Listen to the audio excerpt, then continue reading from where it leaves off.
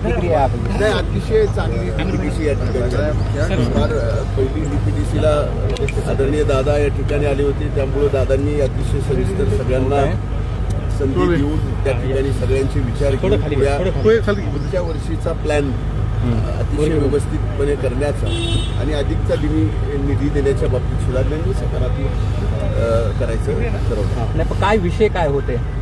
डीपीडीसीमध्ये जे विषय असतात, जिल्हा नियोजन आणि एकूण जिल्ह्याच्या नियोजनामध्ये जो जिल्ह्याला येणारा निधी आहे त्यातल्या वेगवेगळ्या यंत्रणेच्या माध्यमातून बीड जिल्ह्याच्या विकास कामाच्या संदर्भात. बरं, असं एक पेनड्राईव्ह सुरेश धस देणार होते काही जिल्ह्यातल्या सगळ्या घटना, ते माहीत नाही. त्याच्या बाबतीत असा पेनड्राईव्ह त्यांनी दिलाही नाही असं काही विषय.